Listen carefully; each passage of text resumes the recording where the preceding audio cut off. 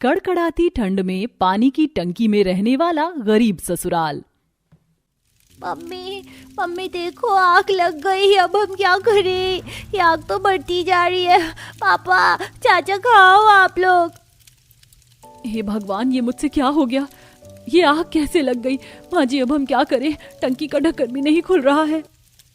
महेश, सुशांत कहाँ हो? दोनों जल्दी से आओ, कोई बचाओ हमें।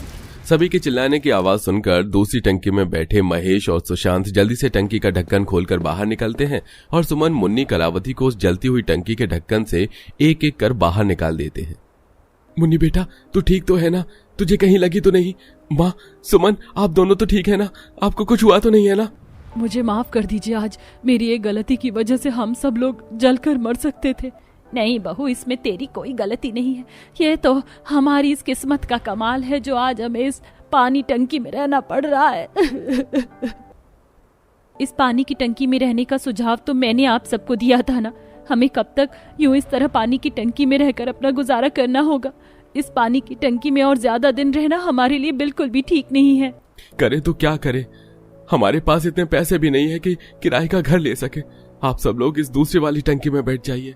आखिरकार ऐसी भी क्या मजबूरी रही थी इस गरीब परिवार की, जो इस कड़कड़ाती ठंड में इन्हें इस तरह इस पानी की टंकी के अंदर रहकर गुजारा करना पड़ रहा था।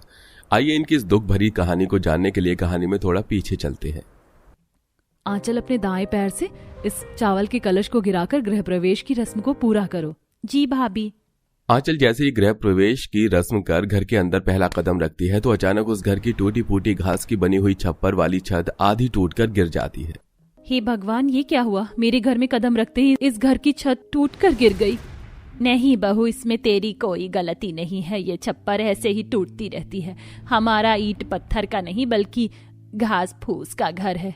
आंचल, इसका जिम्मेदार तुम खुद को मत मानो। तुम अंदर आओ, हम बाद में इस छप्पर को ठीक कर देंगे। नई नवेली बहू आंचल घर के अंदर आकर बैठ जाती है। थोड़ी देर में महेश और सुशांत मिलकर वो छप्पर को ठीक कर देते हैं। रात का समय था, ठंड अपनी चरम सीमा पर पहुंच चुकी थी। घास फूस की झोपड़ी होने की वजह से बाहर से सारी ठंडी हवाएं घर के अंदर आ रही थी। बाप रे बाप, कितनी ज्यादा ठंड है। ऐसा लग रहा है कि जैसे मानो 2 दिन के अंदर ही ठंड कितनी बढ़ गई है। ठंड तो उतनी ही है आंचल, तुम भी हमारी तरह गरीब परिवार से हो, लेकिन कम से कम तुम्हारा घर सीमेंट का तो बना था। हम लोग काफी समय से इस झोपड़ी में रहते आए हैं। बाहर चाहे हल्की सी ठंडी हवा ही क्यों ना चले, घर के अंदर तो ऐसा लगता है जैसे बर्फ गिर रही है। माँ, मुझे बहुत ठंड लग रही है। मेरी फटी फ्रॉक के अंदर हवा घुस रही है, ठंडी ठंडी। इतनी लाचारी दिखाने से अच्छा है कि भगवान हम सबको ऊपर उठा ले। बेटा, पति और बाप होकर भी मैं कुछ नहीं कर पा रहा। लानत है ऐसी जिंदगी पर। दोनों भाई मेहनत मजदूरी करके दिन के थोड़े बहुत पैसे कमाते हैं और बड़ी मुश्किल से अपना घर का गुजारा चलाते हैं। घास फूस की झोपड़ी बनी होने की वजह से कभी उन लोगों की छप्पर टूटती तो कभी दीवारें आदि गिरने को हो जाती। ये दीवार तो बिल्कुल गिरने को हो रही है। अब क्या करें हम? अगर दीवार गिर गई तो पूरा घर टूट कर बिखर जाएगा। राजू, मुन्नी, आंगन में 2 बड़े बड़े लकड़ी के डंडे हैं, जल्दी से उन्हें लेकर आओ। सुमन उन डंडों की मदद से उस दीवार को सहारा देकर खड़ा कर देती है, लेकिन उसकी ये मेहनत ज्यादा देर तक नहीं टिकती। जरा सी तेज ठंडी हवाओं के चलते उनकी पूरी झोपड़ी ही अब टूटकर तिनके में बिखर जाती है। अब क्या करें? हम कहाँ रहेंगे? भगवान ने टूटी फूटी छत दे रखी थी, उसे भी आज हमसे छीन लिया। आप रोइए मत, हम मिलकर दोबारा से झोपड़ी को तैयार कर लेंगे। सारी घास फूस खराब हो चुकी है और आसपास भी कहीं पर घास फूस नहीं है जिससे हम लोग दोबारा से घर बना सके। पूरा परिवार ठंड से कपकपाता हुआ अपना बचा कुचा जरूरी सामान लेकर वहां से आगे बढ़ता है कि तभी रास्ते में उन पर कुछ कुत्ते भौंकने लगते हैं। ये कुत्ते इस तरह हम पर भौंक क्यों रहे हैं? दादी माँ, ये कुत्ते तो हमारी तरफ ही आ रहे हैं। कुछ करो ना, मुझे कुत्तों से बहुत डर लगता है। अरे भागो यहाँ से, ये कुत्ते तो मुझे पागल दिख रहे हैं, कहीं हमें काट ना ले। पूरा परिवार कुत्तों से बचता हुआ एक पुरानी मिल के पास पहुंच जाता है। उस मिल के बाहर काफी सारी बड़ी बड़ी प्लास्टिक की पानी की टंकी रखी हुई थी। आप सभी इस पानी की टंकी के अंदर चले जाइए, वरना ये कुत्ते हमें जरूर काट लेंगे। महेश और सुशांत मिलकर पास में पड़े एक लकड़ी के स्टॉल को उठाते हैं और सबको उसकी मदद से 2 अलग अलग टंकियों में अंदर भेज देते हैं और खुद भी टंकी के अंदर जाकर बैठ जाते हैं। थोड़ी देर में वो कुत्ते वहां से भौंकते हुए चले जाते हैं। हम तो बाल बाल बचे, वरना 14 इंजेक्शंस तो पक्का थे। वैसे हम अब कहाँ जाएंगे जी? क्या आपने कुछ सोचा है? वही तो समझ नहीं आ रहा है, पास में पैसे भी नहीं है कि किराए की झोपड़पट्टी ले सके। मैं एक बात कहूँ, मेरी मानिए तो हम इस टंकी में ही रहते हैं। ये प्लास्टिक की पानी की टंकी ठीक ठाक बड़ी है, हम 3-3 करके इन टंकी में रह सकते हैं और आसपास तो कितनी सारी और प्लास्टिक की टंकी अभी हैं। जब तक हमारे पास किराए का घर के लिए कुछ पैसे नहीं जुड़ पाते हैं तब तक यहीं रहना हमारे लिए सुरक्षित होगा। सभी को आंचल की बात काफी हद तक ठीक लगती है और पूरा परिवार इस कड़कड़ाती ठंड में उस पानी की टंकी के अंदर ही रहने का फैसला करता है। लेकिन क्या इस पानी की टंकी के अंदर रहना इस परिवार के लिए आसान होगा या इन्हें आने वाले समय में और भी परेशानी हो सकती है? जानने के लिए कहानी में बने रहिएगा। मिन्नी मेरे ऊपर से पैर हटा, कब से मेरे ऊपर पैर डालकर लेटी हुई है। क्या करूँ राजू, इस पानी वाली टंकी घर के अंदर तो पैर फैलाने की ठीक से जगह भी नहीं है। बच्चों का यही हाल है तो बाकी सबका क्या हो रहा होगा। इस पानी की टंकी के अंदर बस हम आराम से बैठ सकते हैं, लेटना तो बहुत मुश्किल है। बहू, हम तो इस पानी की टंकी के अंदर हैं, फिर भी इतनी कपकपी क्यों छूट रही है?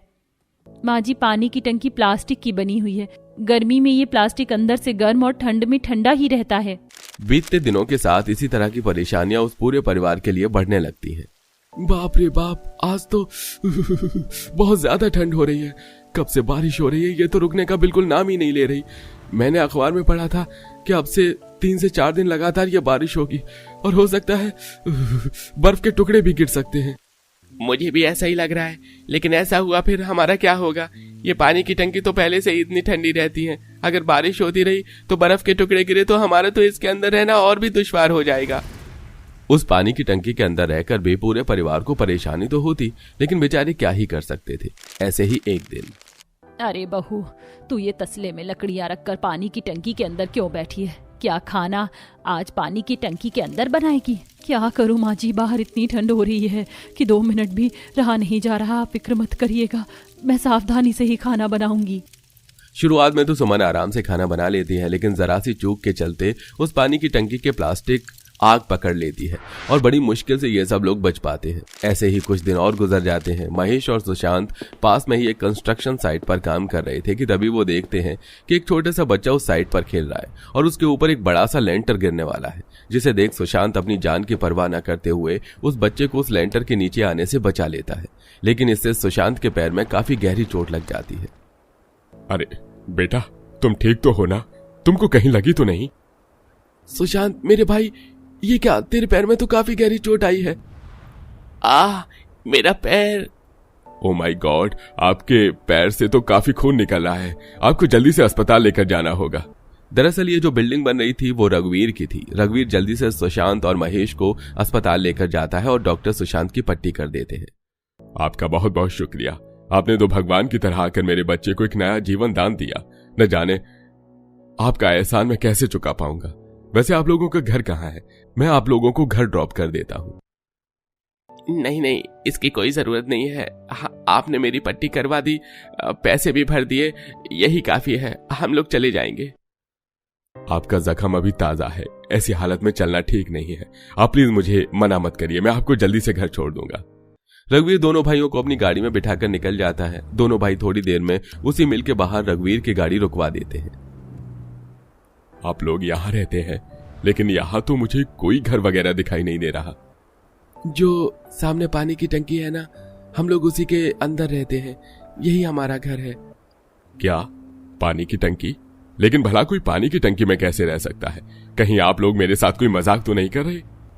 अरे किस्मत ने इतनी ठोकरें दी हैं कि अब तो जिंदगी खुद ही मजाक बन चुकी है। सुशांत रघुवीर को सारी बात बताते हैं, जिसे सुन। आप लोगों के साथ जो हुआ उसका मुझे बहुत दुख है। आप लोगों ने आज मेरे बेटे की जान बचाई और अगर मैं आपकी मदद नहीं कर पाया तो शायद भगवान मुझसे कभी खुश नहीं होगा। अब से आप लोगों को इस पानी की टंकी के अंदर रहने की कोई जरूरत नहीं है। मैं आप लोगों के लिए खुद एक घर बनवाऊंगा जिसमें आप सब अपने परिवार के साथ हंसी खुशी रहेंगे। आपका बहुत बहुत शुक्रिया। आपने इस गरीब परिवार पर इतना बड़ा एहसान किया है, ये आप नहीं जानते। रघुवीर जल्दी उस गरीब परिवार के लिए एक छोटा सा घर बनवाता है, जिसके बाद अब वो पूरा परिवार उस पानी की टंकी को छोड़कर हंसी खुशी उस घर में रहता है। What rubbish! तुम मुझे क्यों डांट रही हो? तुम्हें कुछ दिखाई नहीं दे रहा है क्या? संजना, मैं तुम्हें अभी भी बोल रहा हूँ कि तुम चुप हो जाओ। तुम्हारी हिम्मत कैसे हुई मुझे चुप करवाने की? और अब तुम ही खाओ अपनी ये पानी वाली दाल, और औकात भी तुम्हारी यही है। संजना के इतना बोलते ही कार्तिक एक जोरदार तमाचा संजना के मुंह पर मारता है। कितनी बार समझाया है, मुझसे ऊंची आवाज में मत बात किया करो। अरे तुम तीनों टाइम पानी वाली दाल खाने वाले चले हैं शाही पनीर खाने वालों से रिश्ता निभाने के लिए। अब बस बहुत हुआ, अब हद से पार हो गई है बात। अब मैं इस गरीब ससुराल में तुम जैसे गरीब लोगों में नहीं रह सकती। मैं यहाँ से जा रही हूँ। अब तुम्हें तुम्हारा ये घर और 3 समय की पानी वाली दाल मुबारक हो। संजना ऐसा कहकर वहां से चली जाती है और कार्तिक उसे देखता रह जाता है। अब आप लोग भी सोच रहे होंगे कि इतने गरीब परिवार में इतनी अमीर बहू कैसे और ये तीनों टाइम किस पानी वाली दाल की बात कर रही थी। ये जानने के लिए कहानी में थोड़ा पीछे चलते हैं। पिताजी, मैंने सारे डॉक्यूमेंट देख लिए हैं। मुझे इनमें कोई भी खराबी या कोई कमी नहीं लगी। बाकी अगर आप देखना चाहते हो तो देख लीजिए। जब मेरी बेटी ने सारे डॉक्यूमेंट चेक कर लिए हैं तो मुझे चेक करने की क्या जरूरत है? मुझे इतना भरोसा है कि मेरी बेटी बिजनेस को कभी भी लॉस में नहीं जाने देगी और अच्छा ही काम करेगी। शेखर अपनी बेटी संजना के ऊपर बहुत भरोसा करता था। शेखर की कंपनी में एक कार्तिक नाम का लड़का काम करता था। संजना उसे मन ही मन बहुत ज्यादा प्यार करती थी। मैंने इससे ज्यादा हैंडसम लड़का और कहीं नहीं देखा। मैडम, मैंने सारा काम कर दिया है, क्या मैं घर जा सकता हूँ? हाँ हाँ, सकती हो। तुम्हारी छुट्टी हुई, कल तनख्वाह ले जाना। शुक्रिया मैम साहब। मुझे मैडम मत बोला करो, मेरा नाम संजना है, तो मुझे नाम से भी पुकार सकते हो। इतनी मेरी औकात नहीं है। कार्तिक ऐसा कहकर वहां से चला जाता है। वो घर आता है तो उसकी गरीब माँ और बहन उसके इंतजार में बैठी होती है। बेटा, तू आ गया, मुझे तेरा ही इंतजार था। घर में तेल खत्म हो गया है और तेरी बहन सब्जी बनाने बैठी हुई है। माँ, आज तो मेरे पास पैसे ही नहीं है। कल मुझे तनख्वाह मिलेगी तब मैं जाकर खरीदूंगा राशन का सारा सामान। भैया, फिर अब क्या करी? पड़ोस की ममता से लेकर आती हूँ थोड़ा सा तेल। सुजाता पड़ोस की ममता के पास जाती है और उनसे थोड़ा सा तेल मांगती है। क्या हुआ सुजाता बहन, इस बार फिर से राशन नहीं भरा गया क्या तुम्हारे घर में? नहीं नहीं, ऐसी बात नहीं है। कल मेरा बेटा राशन भरवा लेगा तो हमारे घर में राशन आ जाएगा। तुमने मुझे जितना दिया है मैं तुम्हें लौटा दूंगी, मैं तुमसे वादा करती हूँ। चलो ठीक है, अगर लौटा दोगी तो अच्छा ही होगा। हम जैसे गरीबों पर इतने पैसे कहाँ होते हैं। सुजाता ये सुनने के बाद तेल लेकर घर आ जाती है और वो खाना बनाकर खाते हैं। रात को सभी खाना खाकर सो जाते हैं। ऐसे बेचारा कार्तिक बहुत मेहनत करके पैसे कमाता है और अपने घर को चलाता है। एक दिन कंपनी में अचानक से संजना उसके पास आती है और कहती है, अरे तुम अकेले काम कर रहे हो, बाकी वर्कर्स कहाँ हैं? सभी किसी रैली में गए हैं, लेकिन मुझे तो काम करना है, मैं छुट्टी नहीं कर सकता। अगर छुट्टी करी तो पैसे कटेंगे जो कि मेरे परिवार के लिए ठीक नहीं होगा। एक बात कहूँ, तुम्हारी ये मेहनत और ये लगन देखकर मैं तुम्हारे ऊपर पागल हो गई हूँ। सारा समय तुम मेरे दिमाग में ही रहते हो और तुम्हें भूल भी नहीं पा रही हूँ मैं। सच कहूँ तो मुझे तुमसे बहुत प्यार होने लगा है और मैं तुम्हें अपनी जिंदगी में लाना भी चाहती हूँ। मैडम, आप ये कैसी बातें कर रही हो? मैं आपके प्यार के लायक नहीं हूँ, मैं बहुत गरीब हूँ। कैसी बातें कर रहे हो? तुम्हें अब गरीबों में रहने की जरूरत ही क्या पड़ेगी? जब मैं तुम्हारे पास आ जाऊंगी तो मेरे साथ बड़े से महल में रहना, तुम्हारा परिवार भी मेरे साथ रहेगा। मैं गरीब हूँ, मैं अपनी गरीबी को कभी नहीं छोड़ पाऊंगा। मैं खुद अपनी मेहनत से अमीर होऊंगा, लेकिन आपके बलबूते पर नहीं। ये सुनते ही संजना कार्तिक से प्यार से कहती है, ये कहकर तो तुमने मेरा और भी दिल जीत लिया। आज मुझे अपने प्यार पर प्राउड फील होता है। मैं इन सभी बातों को नजरअंदाज करके तुमसे शादी करना चाहती हूँ। क्या अभी तुम मुझसे शादी नहीं करोगे? संजना का इतना बड़ा फैसला कार्तिक को थोड़ा सा रिस्की तो लगता है, लेकिन अब वो उसके प्यार के आगे झुक जाता है और वो उससे शादी करके उसे अपने साथ अपने घर ले आता है, जहां संजना कार्तिक के गरीब घर में आते ही हैरानी से चारों तरफ देखती है। अरे ये क्या, ये कहाँ लेकर आ गई हो तुम मुझे? क्या तुम यहाँ पर रहते हो? ऐसी जगह में कोई इंसान कैसे रह सकता है? मेरा तो अभी से दम घुट रहा है। कोई बात नहीं बहू, कुछ दिनों में तुम्हें आदत हो जाएगी हमारे साथ रहने की। हम गरीब हैं और हमें तो यहाँ रहने की आदत हो रही है। आप लोगों को यहाँ घुटन नहीं होती? खैर, बचपन से आप लोग ऐसे ही जगह पर रह रहे हो तो क्या ही बोलूं। अच्छा भाभी, ये सारी बातें छोड़ो। मैं ये कह रही थी कि आपको भूख लग रही होगी, मैं आपके लिए खाना लेकर आती हूँ। आप आराम से यहाँ बैठो। गरीब माँ बेटी सारी बातों को नजरअंदाज करके संजना के लिए दाल रोटी लेकर आती है। दाल देखकर संजना फिर से मुंह बना लेती है और कहती है, व्हाट रबिश, ये कैसा खाना है? मैं ऐसा खाना नहीं खाती। मुझे तो स्टैंडर्ड खाना पसंद है। ये तुम जैसे गरीबों को ही सूट करता है। अच्छा बहू, कोई बात नहीं, हम कोशिश करेंगे कि तुम्हारे लिए तुम्हारे जैसा खाना बना सके। फिलहाल तो घर में यही बना हुआ है, तुम यही खाकर अपना पेट भर लो। सुजाता के इतना कहने पर भी वो मुंह बना लेती है। इसके बाद कार्तिक उससे कहता है, तुमने तो कहा था कि तुम हर परिस्थिति में मेरे साथ खड़ी रहोगी, तुम तो अभी से डगमगा गई हो। किसने कहा कि मैं डगमगा गई हूँ? ऐसा कहकर संजना अपने आगे से दाल और रोटी सरका देती है और वो नहीं खाती। अब अगले दिन जब सवेरा होता है तो घर में थोड़ी दाल ही होती है और पूजा पानी चढ़ाकर दाल ही बना देती है। अरे पूजा, तुम पागल हो क्या? कल रात कम दाल खाई थी क्या तुम लोगों ने जो दोबारा से दाल बना लिया? भाभी, भैया के पास पैसे नहीं थे, बस इसीलिए हम लोगों ने ये पानी वाली दाल ही बना ली है। जैसे ही उन्हें पैसे मिल जाएंगे तो हम अच्छा सा खाना बना लेंगे। फिलहाल तो यही है, आप इसे ही खा लीजिए।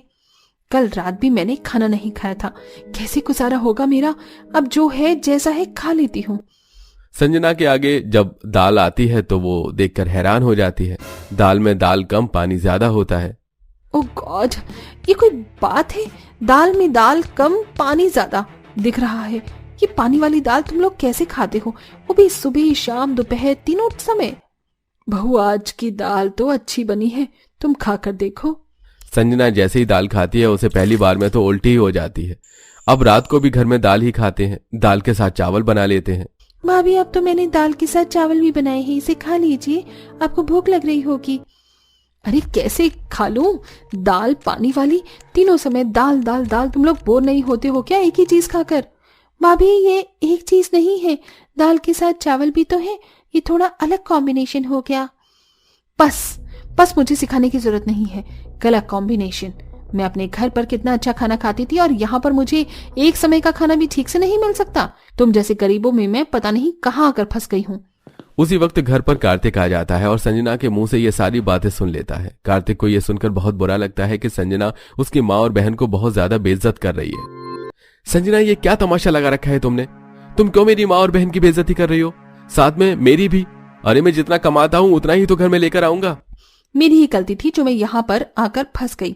तुम जैसे गरीबों में मुझे आना ही नहीं चाहिए था। तुम्हारी गरीब माँ और तुम्हारी गरीब बहन तीनों समय पानी वाली दाल बनाकर मेरे आगे रख देती हैं। कौन खाएगा पानी वाली दाल? मुझे नहीं खानी पानी वाली दाल। ये सुनते ही कार्तिक संजना के मुंह पर जोरदार तमाचा मारता है, जिसके बाद संजना गुस्से में ससुराल से मायके आ जाती है। पिताजी, उस इंसान ने मुझे थप्पड़ मारा, आप उसे छोड़ना मत पिताजी, उसका भी मेरे जैसा हाल होना चाहिए। देखो बेटी, गरीब के बेटे से शादी करने का फैसला तुम्हारा ही था और अब तुम वहां जाकर उन लोगों का अपमान करके आई हो। हालांकि कार्तिक ने तुम्हें पहले ही अपनी मजबूरी के बारे में सब कुछ बता दिया था। इसमें गलती उसकी नहीं, तुम्हारी है। और मैं भी अपनी ऐसी बेटी को बढ़ावा नहीं दूंगा जो अपने ससुराल में सबकी बेइज्जती करके आई हो, और ना ही तुम्हारे लिए मैं इस घर में कोई जगह रखूंगा। ये सुनते ही रंजना रोने लगती है और उसे अपनी गलती का भी एहसास होता है। वो अपने पिता के घर से वापस अपने ससुराल आती है और सभी से माफी मांगती है। मैं हाथ जोड़कर आप सभी से माफी मांगती हूँ, मैंने बहुत बड़ी गलती की, लेकिन आज के बाद मैं ऐसी कोई गलती दोबारा नहीं करूंगी। मुझे बस एक आखिरी मौका दे दीजिए। गरीब परिवार संजना को एक आखिरी मौका दे देता है। अब संजना गरीब परिवार में रहने की आदत डालती है और तीनों समय अब पानी वाली दाल भी आराम से खा लेती है। कुछ ही समय बाद वो खुद भी किसी अच्छी कंपनी में नौकरी करने लगती है। धीरे धीरे उनके घर के हालात ठीक हो जाते हैं और अब उन्हें 3 समय दाल खाने की जरूरत नहीं पड़ती।